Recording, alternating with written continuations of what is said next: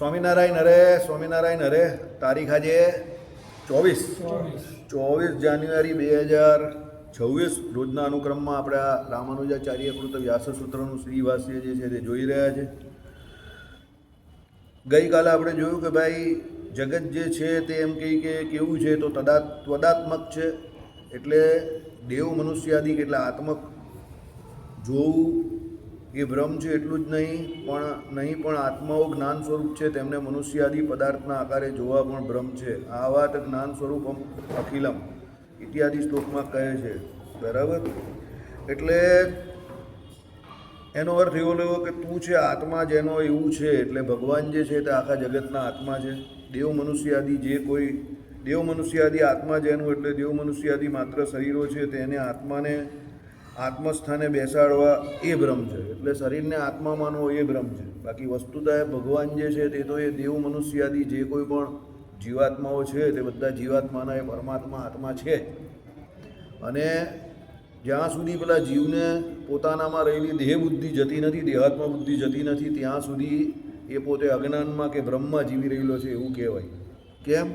કારણ કે એ પોતે પોતાના સ્વરૂપને ઓળખતો નથી, અને એનું જે શરીર જે છે દેવનું કે મનુષ્યનું કે પશુ કે પક્ષી, એ શરીરને પોતાપણે માને છે કે ભાઈ હું આ જ છું.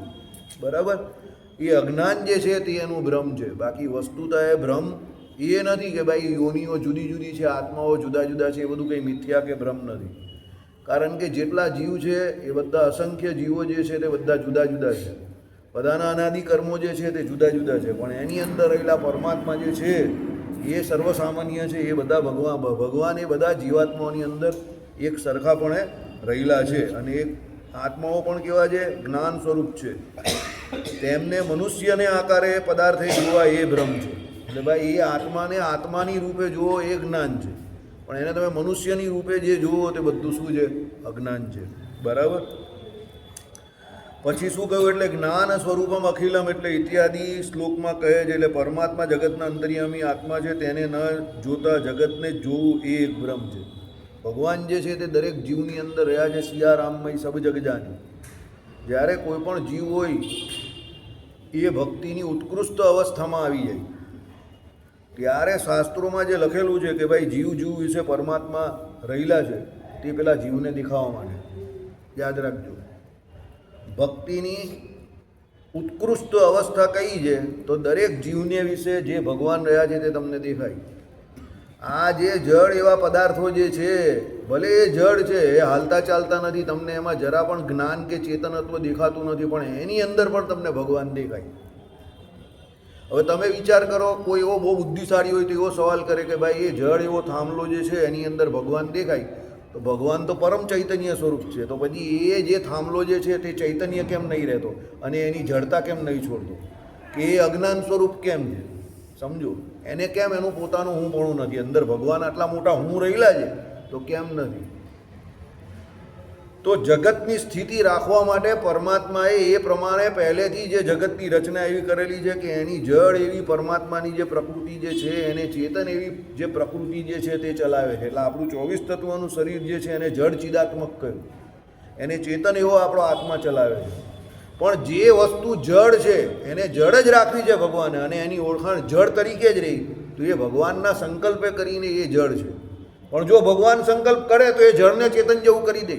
વડતાલમાં જ્યારે ભગવાને આરતી ઉતારી ત્યારે જેટલા પણ પેલા આ બધા અંદર ગુંબજને વિશે કે આજુબાજુ મંદિરમાં જેટલા પણ પૂતળાઓ હતા, કોઈ ઢોલ વગાડે, કોઈ સારંગી વગાડે, કોઈ વાંસળી વગાડે, જે કંઈ પણ જેના હાથમાં છે તે, બરાબર, તો સંતોએ કહ્યું કે આ લોકો તો બધા પૂતળા છે, એ લોકોને પણ કંઈ લાભ આપો. તો ભગવાને આમ કરીને સોટી અડાડી તો એ બધા ચેતન થઈ ગયા, અને બધા પોતપોતાના વાજિંત્ર જે હાથમાં હતા તે વગાડતા થઈ ગયા.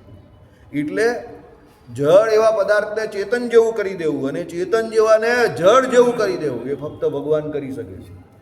યાદ રાખજો. એટલે એ ભગવાન શું છે? આમાં જે કહ્યું છે એનું આ ઉદાહરણ છે. શું? કે એ ભગવાન જે છે તે સર્વના આત્મા છે. એટલે ચેતન એવા જીવાત્માના આપણા પણ આત્મા એ પરમાત્મા છે. એટલે ધારક નિયંતાને શેષી નિયંત્રણ આપવું પણ એ કરે છે. અને જળ પદાર્થો જે આ જગતમાં રહ્યા છે એનું નિયંત્રણ પણ એ ભગવાન જ કરે છે. એટલે ભગવાન જે છે એ સર્વના શું છે? નિયંત્રક છે. એ નહીં જોતા પેલો જીવ મનુષ્યને જોઈ છે, દેવતાને જોઈ છે, નામને જોઈ છે, રૂપને જોઈ છે. સમજો, એ જીવ અજ્ઞાની છે. એની એ ભ્રમ બુદ્ધિ છે કે બધામાં જુદા જુદા પણ જોઈ કે ભાઈ આ અશોકભાઈ છે, આ ભાઈ આપણા રણછોડ ચાચડ છે, આ ભાઈ આપણો જે છે તે જયપ્રાજી છે, આ મેહુલ છે, એમ કરીને બધામાં જુદા જુદા પણ જે જોઈ છે, આ એનું અજ્ઞાન છે. પણ જ્યારે એ પરબ્રહ્મ પરમાત્મા પુરુષોત્તમ નારાયણ જે દરેક જીવને વિશે અંતર્યામી પણ રહ્યા છે એને જોશે તો એની આ ભ્રમવાળી બુદ્ધિ જે છે, સંશયાત્મક ભ્રમત્વ બુદ્ધિ, એનો નાશ થશે અને એ પરમાત્મા પુરુષોત્તમ નારાયણને જોશે. સમજજો, એટલે સમાન અંદર પરમાત્મા તત્વ રહેલું છે, પણ પેલા જીવ જે છે તે તો બધા જુદા છે. એટલે વેદ જે છે તે વાસ્તવિક છે. આવું કોણ કહે છે? રામાનુજાચાર્ય કહે છે. બહુ સરસ સમજાવેલું છે રામાનુજ વેદાંતમાં. અને આપણે આ જે આનંદ શંકર ધ્રુવજીના જે કોઈ આ વ્યાસસૂત્રનું શ્રીભાષ્ય જે છે એમાં અમુક મુદ્દા જે સમજાવેલા છે તે એટલા સરસ સમજાવેલા છે ને કે તમારા આમ મગજના દરવાજા છે ને આમ ફટાક દઈને ખુલી જાય. બહુ સરસ સમજાવેલા છે. શ્રીજી મહારાજે વચનામૃતમાં બધું સમજાવેલું છે, પણ આપણી ગુજરાતી સાદી ભાષામાં સમજાવેલું છે, પણ એને તાત્વિક રીતે જે સમજાવેલું છે તે આમાં સમજાવેલું છે. બહુ સરસ સમજાવેલું છે. ચાલો. અને જેઓ બુદ્ધિમાન છે અને આત્મા જ્ઞાન સ્વરૂપ છે એમ જાણે છે, તથા જેઓનું મન સર્વ વસ્તુ ભગવદાત્મક છે એવો અનુભવ કરવાનું સાધન જે યોગ તેને લાયક બરાબર શુદ્ધ થયેલું છે, તેઓ જુએ છે કે આખું જગત દેવ મનુષ્યાદિ આદિ પ્રકૃતિના તે પરિણામરૂપી શરીરનું બનેલું છે. તે શરીરથી અતિરિક્ત જ્ઞાન સ્વરૂપ આત્મા છે અને તે સગળું જગત તારું એટલે ભગવાનનું શરીર છે. પેલાથી એક્ઝેક્ટ ઉલટું. જેને એ જ્ઞાન નહીં થયું એ બધું જુદું જુદું જોઈ છે, એની અંદર રહેલા ભગવાનને નહીં જોતા. પણ જેને એ જ્ઞાન થઈ ગયું છે, જે ભગવાનનું ભજન કરે છે, જેઓ યોગી છે, જે યમ નિયમ આસન પ્રાણાયામ પ્રત્યાહાર ધારણા ધ્યાન અને છેલ્લે સમાધિ એમ કરીને અષ્ટાંગ યોગ્ય કરીને જેને પરમાત્માનો યોગ થઈ ગયો છે, એટલે જેનું પરમાત્મા જોડે જોડાણ થઈ ગયું છે. શું થઈ ગયું? જોડાણ એટલે તદાત્મકપણું, કે એ પરમાત્મા તત્વને દરેકની અંદર જોઈ રહેલો છે. એની ભેદ બુદ્ધિનો નાશ થઈ જશે.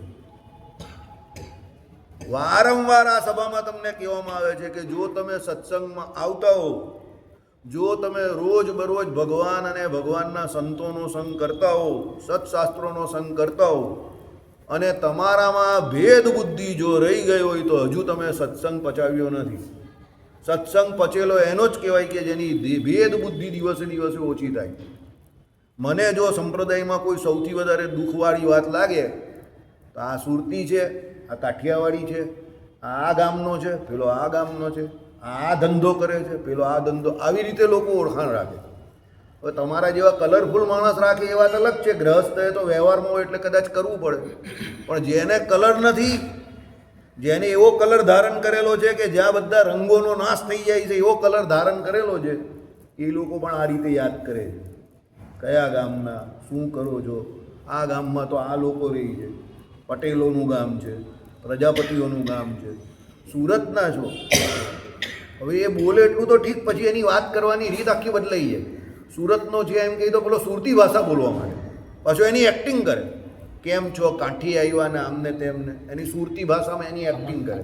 ખમણ ખાધા કે ન ખાધા એમ કરીને બિચારાની ઉડાડે. હમણાં આવી ઘટના અડાજણમાં એક ડૉક્ટરને ત્યાં થઈ. કોઈ ભાઈ પેલો બિચારો રિપ્રેઝેન્ટેટિવ હતો સુરતી, તો સામે કોઈ ડૉક્ટર હતા તે આવી રીતે બોલ્યા, કેમ મેવાવાલા આવી ગયા, બોલો કેમ છો?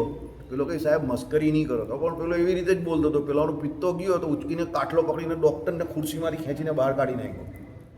MBBS doctor. સાહેબ મેં તમને 2 વાર કહ્યું કે મસ્કરી ન કરો. કામ કરવું હોય તો કરો, ન કરવું હોય તો ન કરો, પણ મસ્કરી ન કરો. મેં તમને 2 વાર કહ્યું પણ તમે નહીં માની. હવે તમને અહીંયા કોણ બચાવે છે? હું જોઉં છું. હું છું ને આ તમે છો. પેલો 35 વર્ષનો યંગ માણસ અટ્ટો કટ્ટો. સાહેબના દિવસો ઘણા ગયેલા છે, 60-65નો છે, અહીંયા કોઈ છે નહીં. છોકરો અમેરિકા ચાલ્યો ગયો. સાહેબ શું કરવાનું? હું એમ નહીં કહેતો કે પેલા છોકરાએ જે કર્યું એ બરાબર કર્યું, પણ 65 વર્ષની ઉંમરે પેલા ડૉક્ટર થઈને પણ જે કર્યું એ બરાબર નહીં કર્યું. સમજો, કોઈ વ્યક્તિ તમારી ટેબલ પર તમારી સામે છે અને એ કંઈ તમારી પાસે માંગવા આવે છે, એનો મતલબ એવો નથી કે એ મજબૂર ને લાચાર છે. એ બિઝનેસ કરવા આવે છે અને એ એની કંપનીને રિપ્રેઝન્ટ કરે છે.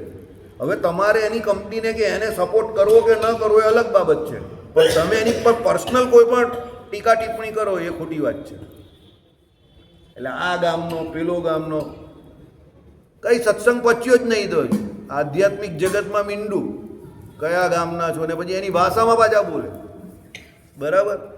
હવે એ ભાષા જ બોલવાની જો હોડ લાગી હોય તો મને 10 ભાષા આવડે છે. હિન્દી આવડે છે, થોડી ઘણી મરાઠી પણ આવડે છે, અંગ્રેજી પણ આવડે છે, કાઠિયાવાડી પણ આવડે છે. બોલો હવે એનાથી શું કરવું? એનાથી સાબિત શું થાય? એક ઇન્ટરનેશનલ સાધુ હતા, આખા વર્લ્ડમાં ફરેલા, એમને કેટલી બધી ભાષાઓ આવડે, પણ તમે એ જોવો તો એ વ્યક્તિ એટલા બધા વિનમ્ર, કારણ કે એણે શાસ્ત્રોનું જ્ઞાન પચાવેલું. એ જર્મનીમાં લેક્ચર આપી શકે, એટલો હોશિયાર માણસ. જર્મનીમાં એટલે જર્મન ભાષામાં લેક્ચર આપી શકે એમ, એટલા હોશિયાર. પણ એ વ્યક્તિ કોઈ દિવસ કોઈની મજાક ન ઉડાડે. કેમ? જ્ઞાન એને પચેલું હતું. સમજો. બરાબર.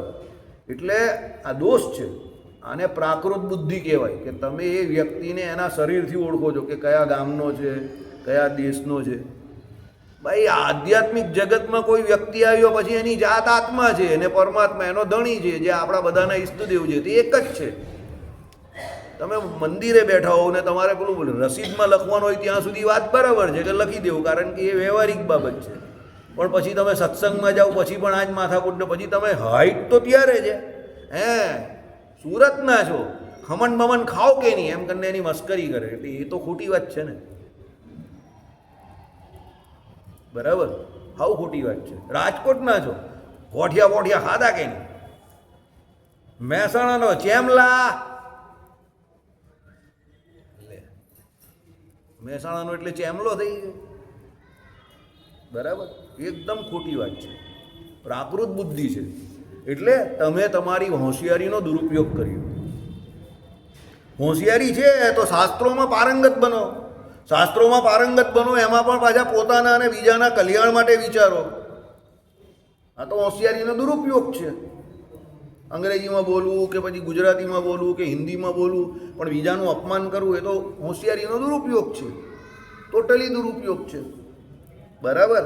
એટલે આમાં એ જ વાત કહી કે ભાઈ એ જે બુદ્ધિવાળો છે, જો ચોખ્ખો શબ્દ વાપરો છે, જેવો બુદ્ધિમાન છે, એ એનામાં આ ભેદ બુદ્ધિ નહીં રહી કે ભાઈ આ ગામનો છે, આ દેશનો છે, દેવ છે, મનુષ્ય છે, પશુ છે, પક્ષી છે. ના, એની અંદર એ પેલા પરમાત્માને જોઈ રહેલો છે. એટલે એની ભેદ બુદ્ધિનો નાશ થયેલો છે. આ જ્ઞાન છે ખરું. કોઈ જ્ઞાની હોવાનો દાવો કરે તો પહેલાં એની ભેદ બુદ્ધિ જવી જ જોઈએ. જો ગમે તેવો હોય ને, સમજો, તમને એ માનતો હોય, તમને ન માનતો હોય, તમારા સિદ્ધાંતને માનતો હોય, ન માનતો હોય, પણ જેનું જે જેવું છે એવું કહી દેવું.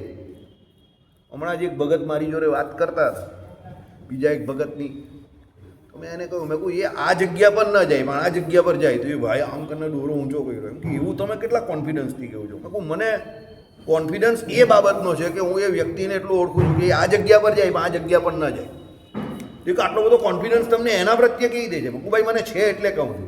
પછી મેં એને એક ઉદાહરણ સવાલ પૂછ્યો કે આની પહેલાં આમાં એ ભાઈ ગયેલા? તે કંઈ ના ગયેલા. મેં કહું બસ જો મારા સવાલનો જવાબ મળી ગયો ને. મેં કહું આમાં ગયા હશે? તે કે આ ગયા છે. હું મને નહીં ખબર કે કાં ગયેલો ને કાં નહીં ગયો. બંને સવાલના જવાબ તો તે જ આપ્યા. મેં ખાલી તારણ પહેલાં મૂકી દીધેલું કે આમ થાય ને તેમ થાય. મને કે આવું જબરું છે. મેં કહું તો ભાઈ અહીંયા અમે પણ દિવસ કાઢ્યા છે ને, આ સફેદ થઈ ગયા. અહીંયા કંઈ અમે કંઈ પેલા શું કહેવાય કે કંચા ખેલવા થોડા આવીએ, સમજો. એ તો મને પણ ખબર પડે કે કોણ કાં જાય ને કોણ કાં ના જાય. ભાઈ કાનમાં દોરો મારને ચાલ્યા ગયા ભાઈ ઘનશ્યામ મહારાજ સામે જ, સમજો. એટલે આ બધી ભેદ બુદ્ધિ છે. બુદ્ધિમાન માણસો આ બધું જોતા જ નથી. કયા ગામનો છે, ક્યાંથી આવે છે, પટેલ છે, પ્રજાપતિ છે, બ્રાહ્મણ છે, ક્ષત્રિય છે, વૈશ્ય છે, શૂદ્ર છે. વર્ણાશ્રમના ધર્મ ફક્ત ને ફક્ત શરીર પૂરતા મર્યાદિત છે. આત્માનો કોઈ ધર્મ નથી. અને એ ભગવાનની આજ્ઞા ભગવાને એટલા માટે રાખેલી છે, સમજો, કે જીવ જ્યારે કોઈ પણ સંપ્રદાયમાં કે કોઈ પણ મુદ્દાથી ભગવાન જોડે જોડાય તો એની જે પહેલી પ્રાથમિક બુદ્ધિ જે છે એની અંદર વર્ણાશ્રમના ધર્મ આવી જોઈએ. કારણ કે એ ધર્મ જે છે તે કોઈ પણ જીવમાં પહેલાં પ્રધાનપણે આવે તો જ એ જ્ઞાનના માર્ગમાં આગળ વધે. એ ધર્મ જે છે જ્ઞાન, વૈરાગ્ય અને ભક્તિ, એમાં ધર્મ પહેલાં મુખ્યપણે માનેલો છે, કારણ કે એનાથી જ્ઞાન, વૈરાગ્ય અને ભક્તિ થાય છે. અને એ એકાંતિક ધર્મની અંતર્ગત જ વર્ણાશ્રમના ધર્મો આવે છે, એટલે એને પાળવાના છે, કારણ કે એ પાળવાથી ભગવાન રાજી થાય છે. પણ એ વર્ણાશ્રમના ધર્મ એકલા પાળો તમે, અને જૈનોની જેમ તમારામાં ભક્તિ ન હોય કે અનાદિ એવા શ્રી કૃષ્ણ ભગવાન કર્મફળ પ્રદાતા ઈશ્વરને તમે ન માનો, તો એકલા ધર્મ પાળવાનું ફળ ફક્ત ને ફક્ત સ્વર્ગ છે. એ સ્વર્ગમાં તમે જશો અને તમારા પુણ્ય જેવા પૂરા થશે એટલે ઠાક દઈને પાછા નીચે. એટલે વર્ણાશ્રમનો ધર્મ ફક્ત ને ફક્ત શરીર પૂરતો મર્યાદિત છે, એના બહુ નગારા વગાડવાની જરૂર નથી. અને એ પણ ક્યાં સુધી? પેલું જ્ઞાન થાય ને ત્યાં સુધી. કયું? આત્મા પરમાત્મા સંબંધી જ્ઞાન. હવે એ જ્ઞાન કેવું છે એના માટે પ્રથમનું 27મું વચનામૃત વાંચી લેવું. મહાત્મય જ્ઞાનની જે બંને ભગવાને વાત કરેલી છે, આત્મનિષ્ઠા અને ભગવાનનું મહાત્મય, એના ભગવાને એકદમ જોરદાર દેશી ઉદાહરણ આપેલા છે. અને એ જ્ઞાન જે છે તે અનુભવમાં આવવું જોઈએ, ભગવાને એમ કહ્યું છે. જીવને વિશે એ જ્ઞાન હોવું જોઈએ, બરાબર. અને એ જે પરમાત્મા જે કંઈ પણ મહાત્મા એમનું કહ્યું છે તે પ્રત્યક્ષ એવા મારા ઈષ્ટદેવ કરે છે એવો એને જીવમાં નિશ્ચય હોવો જોઈએ, તો સમજજો એનામાં સુધારો આવે. એ જ્ઞાન કયું છે? વાંચી જવું એ પછી હું એની પર બહુ મોટું ભાષણ આપી દઉં કશે, એ જ્ઞાન નથી. જ્ઞાન જ્યાં સુધી આચરણમાં નથી ત્યાં સુધી ફક્ત ને ફક્ત એ પંડિતાઈ છે. યાદ રાખજો, પંડિતનું કોઈ દિવસ કલ્યાણ થતું નથી, સમજજો. જ્ઞાની એ જ છે કે જે ભગવાનના મહાત્મય જ્ઞાન સહિત છેલ્લે શું કરે છે? ભક્તિ કરે છે. ભક્તિ કરવા માટે જ્ઞાનની જરૂર છે. જો ભક્તિ ન થતી હોય તો એ જ્ઞાન કંઈ કામનું નથી, એ ખાલી ફક્ત ને ફક્ત પંડિતાઈ પૂરતું છે. વાહવાઈ થશે તમારી જગતમાં કે બહુ જાણે છે, એનાથી વિશેષ કોઈ પ્રાપ્તિ ન થશે. અને એવા ઘણા બધા ઇતિહાસમાં ઉદાહરણ છે કે જ્ઞાની લોકો ભૂત થયા છે, પ્રેત થયા છે, પિશાચ થયા છે.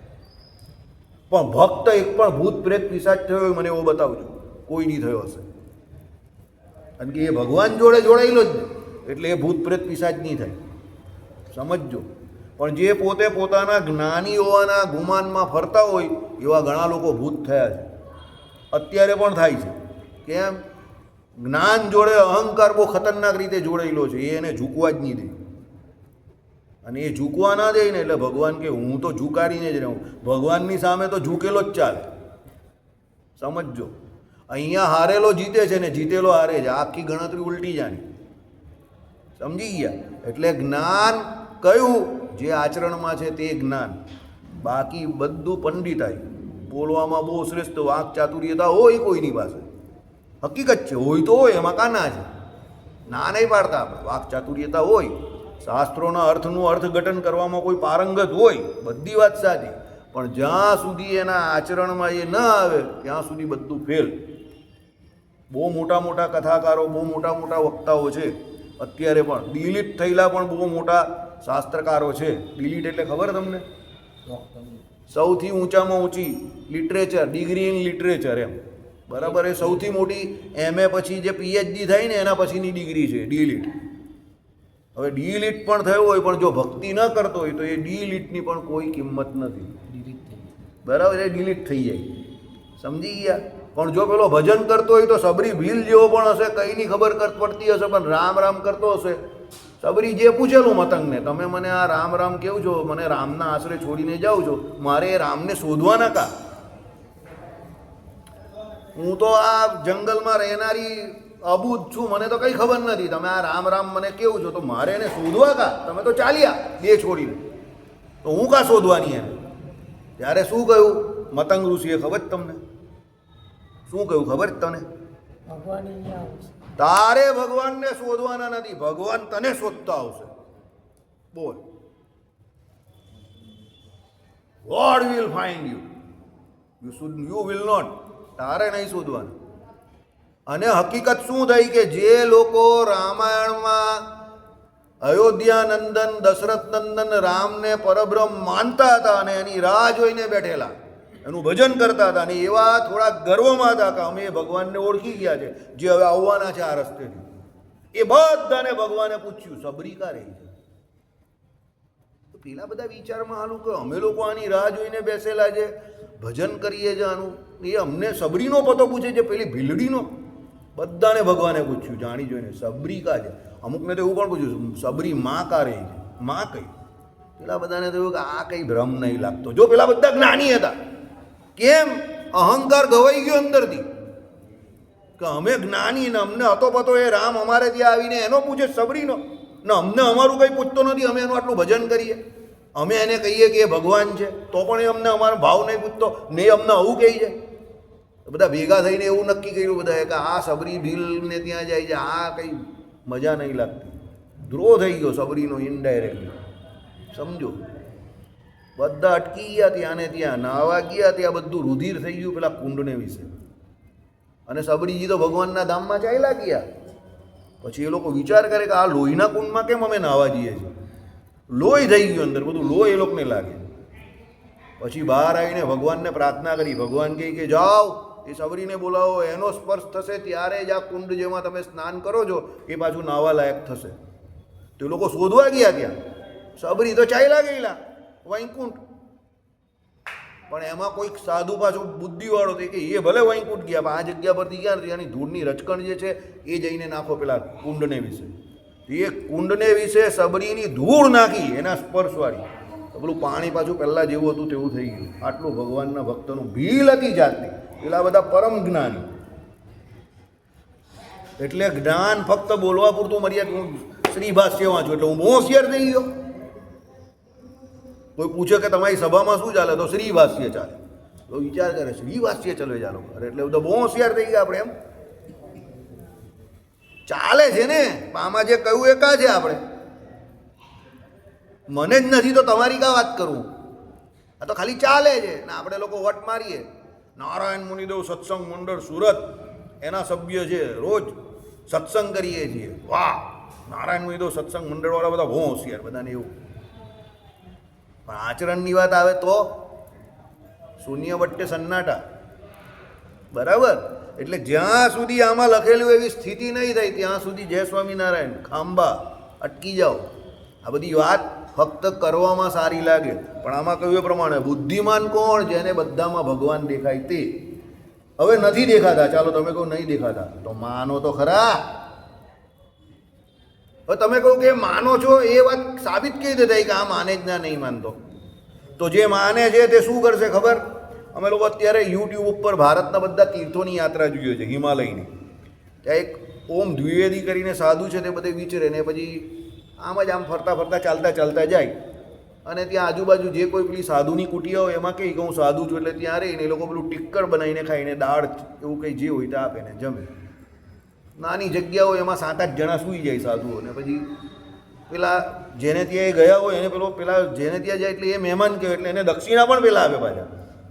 પેલા હાલત તો કેવી હોય કે જે દાળને ટિક્કડ ખાતા હોય એની તો પરિસ્થિતિ કંઈ સારી હોય નહીં ને, તો પણ પેલા બીજા સાધુ આવે એટલે સાધુ થઈને તમે પદાથી થઈને હિમાલયની યાત્રા પર નીકળ્યા છો, તો એને આવકાર આપે, એને બોલાવે, પોતાને ત્યાં જમાડે, ઠાકોર જમાડાવે, પછી એને છેલ્લે દક્ષિણા આપે, પાછા પૂછે કે હજુ રોકાઈ જાઓ, ત્યારે પેલા કંઈ ના હું તો યાત્રા પર છું એટલે નીકળી જાય. આ સાધુતા. गलती से मिस्टेक हो जाएगा अगर मैं कुछ बोलूँगा तो. સમજી ગયા મુझे કહેવા માંગુ છું? પેલાની રૂમ ઉપર 8 આવે એવું નહીં હોય. ત્યારે પેલા મહેમાન હોય તો પૂછે કે સ્વામીજી આપકો લગતા है इसमें 8 आ जाएंगे? ત્યારે પેલા શું કહે? कमरे में जगह नहीं है, दिल में बहुत जगह है. એટલે હું કહું अपना दिल इतना बड़ा करो समंदर जैसा, पूरी दुनिया समझ आए. પણ તમારો જીવ હાલો કૂતરા જેવો હોય તો પેલા મીઠાઈ ના કરે તો કોઈને પણ ખાય નહીં ને ખાવા દે નહીં. હવે તમે જ કૂતરા જેવા તો ડાયાબિટીક, સમજો? તમે જ કૂતરા જેવા, કોઈને ખાવા જ નહીં દેવાનું. તમારો જ સ્વભાવ એવો. 8 માણસ અંદર માં એવા નહીં હતા. આજે સવારે જ અમે ઝૂંપડી જોઈ. કઈ જગ્યા પર ખબર?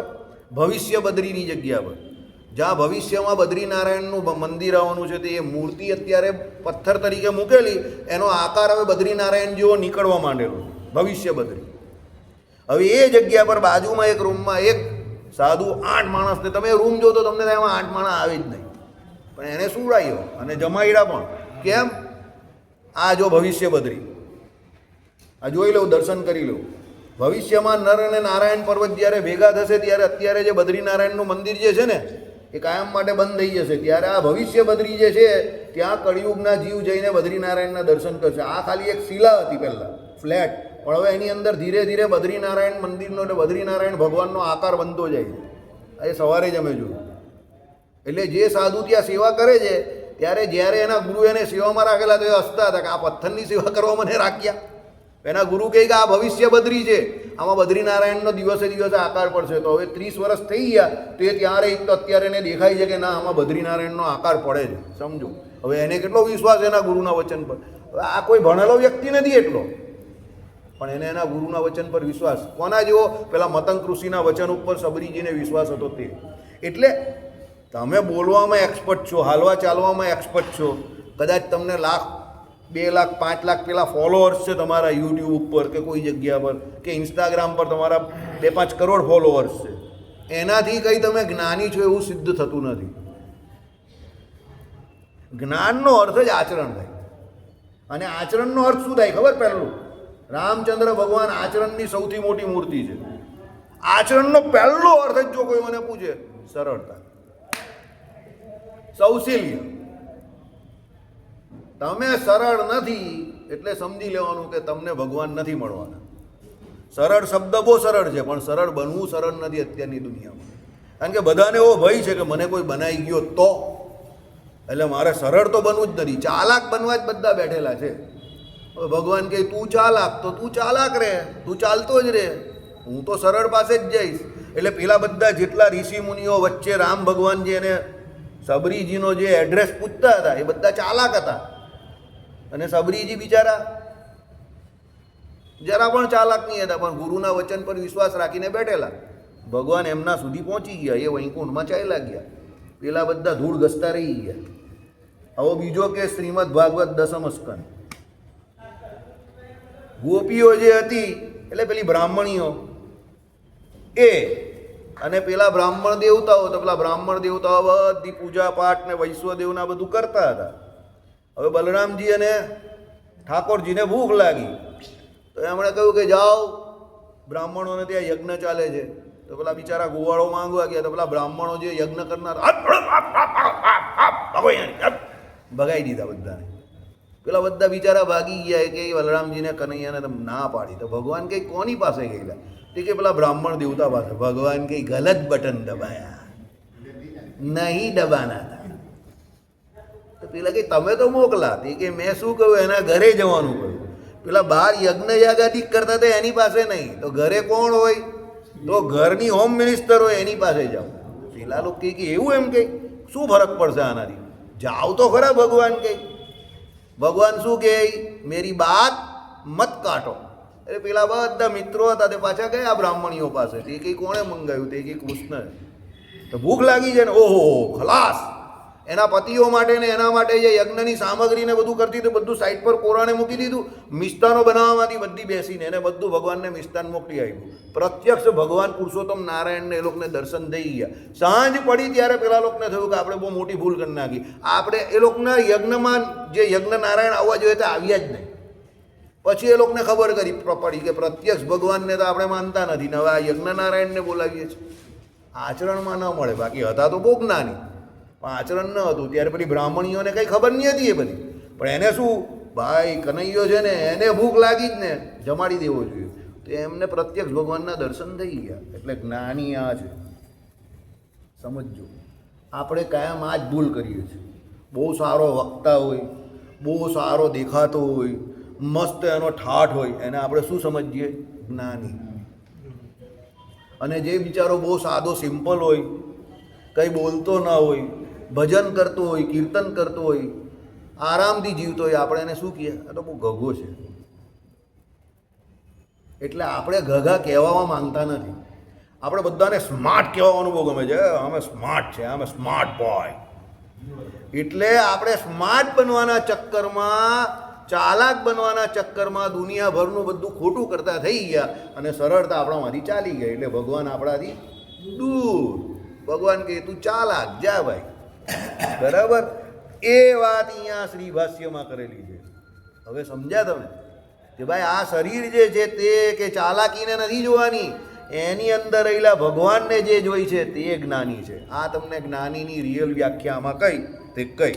ચલો, તે શરીરથી અતિરિક્ત જ્ઞાન સ્વરૂપ આત્મા છે અને તે સગળું જગત તારું એટલે ભગવાનનું શરીર છે. આ વાત એ તું જ્ઞાનવિદ એ શ્લોકમાં કહે છે. આમ અર્થ ન હોય તો શ્લોકોમાં પુનરુક્તિ થાય, પદોની લક્ષણા કરવી પડે. બરાબર, આ ગઈકાલે આપણે જોયેલું તો પણ મેં આજે જાણી જોઈને પાછું રિપીટ કર્યું.